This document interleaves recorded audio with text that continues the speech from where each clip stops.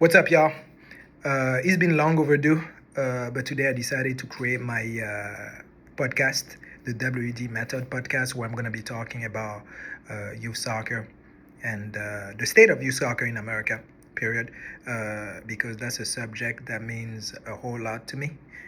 For those of you who don't know, my background is born in France, raised in Benin Republic, moved back to France to join the PSG youth system.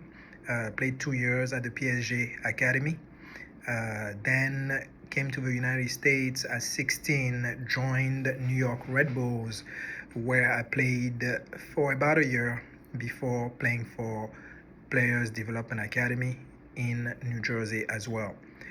Simultaneously, while I was playing club soccer in the US, I attended the prestigious boarding school called Blair Academy. Then I got the opportunity after graduating to play Division I college soccer at both San Francisco University and Cleveland State University. Following my graduation, got the opportunity to play professionally, both for my national team, the Benin men national team, where I've won international cap against Gabon in 2017, and also play in the top flight in Benin. I also have a small spell in Asia, both in Cambodia and Thailand. So yes, that's about it when it comes down to my background. But after retiring due to a career-ending injury back in 2019, moved back to the States and decided to get involved in youth soccer. So obviously I had my badges and I've been in the game for a while. So I knew that I wanted to have an impact in the game in the United States, especially within youth soccer, because there's a whole lot of potential in America. And I believe that the kids are gifted. However, the biggest problem that US soccer faces, in my opinion, is not just barriers to entry, but it's also the fact that there are way too many leagues that are out there, and there is way too much overcoaching. It is way too rigid.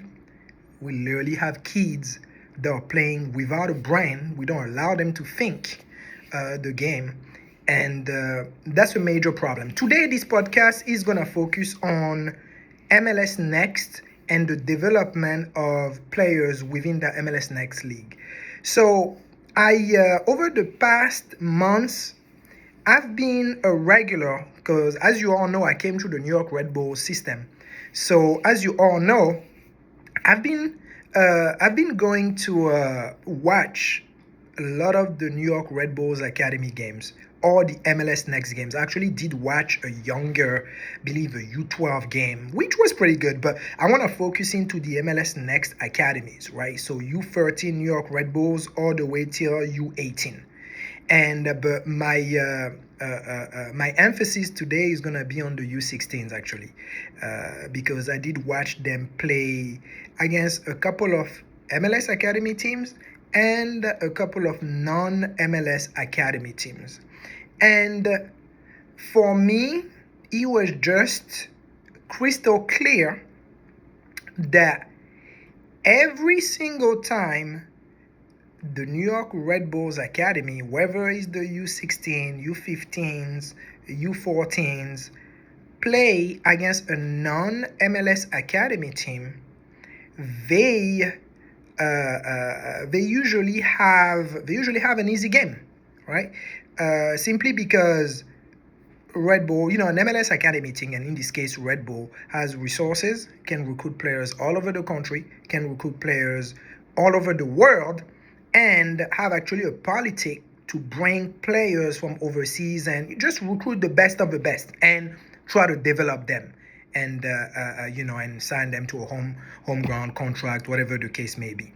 Now, when you take non-MLS Academy teams that have players, and oftentimes it could happen, obviously, that those non-MLS Academy teams have players that are coming through their ranks and that end up becoming really good and end up being signed by New York Red Bulls or any of the MLS academies, right?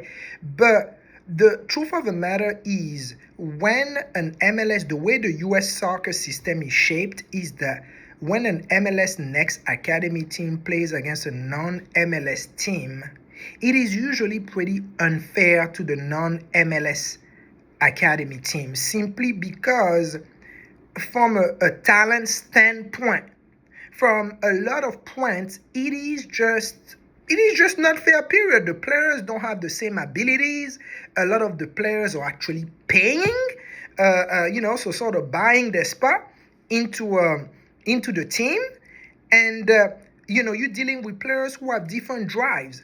So, yes, it could happen that those non-MLS teams are able to compete every once in a while, but it is very rare.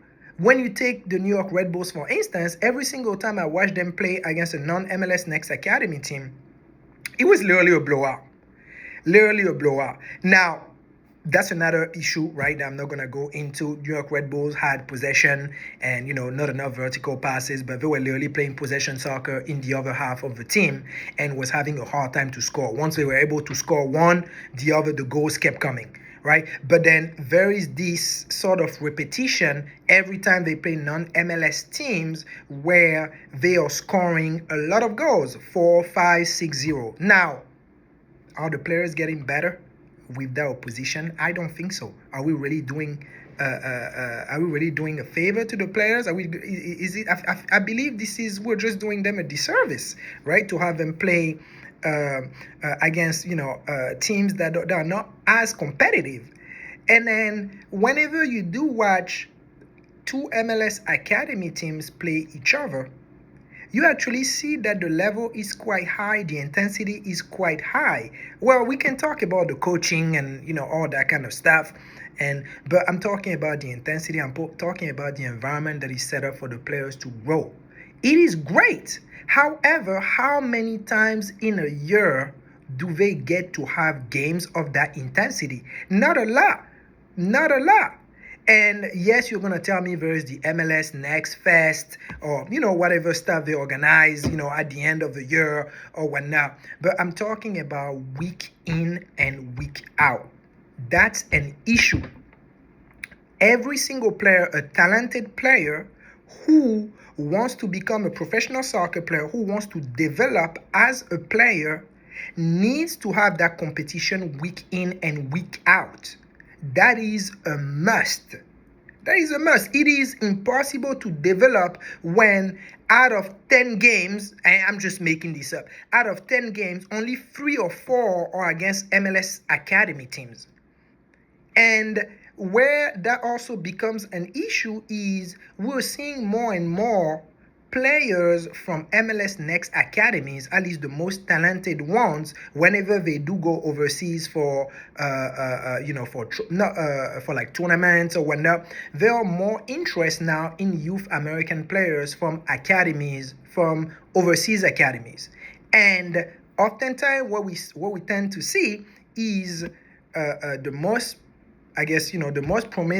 promising soccer players from the U.S., from any U.S. academy, literally traveling overseas and joining a professional team's academy.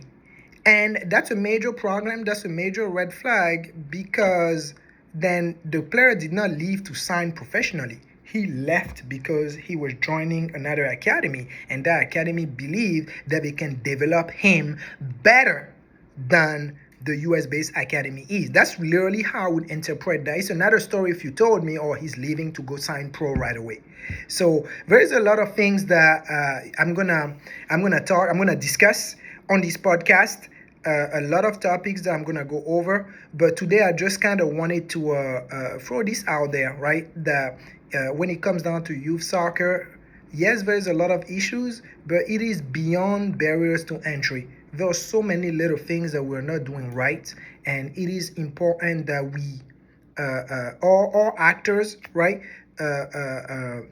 become conscious of the fact that we're letting these kids down. and the system need to be shaped. We can't be a country with that many resources, with that many people, and still be struggling to produce talented players. Yes, at some point the U.S. men's national team is probably gonna get it, right? But it is not, and it seems like, I generally believe that this World Cup is gonna be good for the U.S. men's national team. I think we have a good coach, and I believe we're gonna do something well.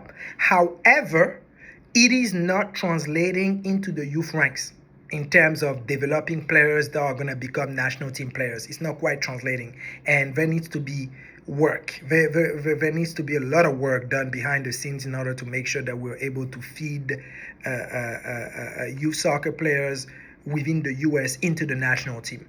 And yeah, so those are some of the topics I'm going to talk about. As far as me, so when I did retire from professional soccer and moved to the States, I got my badges. So I got my USSF B license. I also got my CAF A license. I am the president and founder of the Eastern Soccer Academy. The organization no longer exists, but we had quite a bit of a run for about 5 years where we were focusing holistically on the athletes, children aged 3 to 18 years old. We removed barriers to entry, and we had quite a run. Things did not end up working out in the end the way I would have wanted, due to some challenges when it comes down to removing barriers to entry and other stuff that I'm going to discuss a little bit further, maybe in another video. But yeah, as far as my background, I'm continuously involved in educating, in coaching, educating parents in terms of the college recruiting process and in terms of player development as well. I also travel within a lot of MLS NeXT Academies where I'm talking to parents from those MLS NeXT Academies. I'm talking to a director of coaches, and I'm providing guidance into how to develop players based on my experience, right, from coming to the French system and even growing up in Benin, in countries where soccer is is the most dominant sport. So the WD method, which I started, is basically an idea, right? Is basically an idea on how to get to the next level for any child who has interest in soccer and whose parents are interested in getting them a scholarship potentially to college. Obviously, I don't promise anything, but there are ways to position everything and to get to that level. So yep, as far as today, this is it. I want to thank you guys, and please subscribe. All right, have a good one.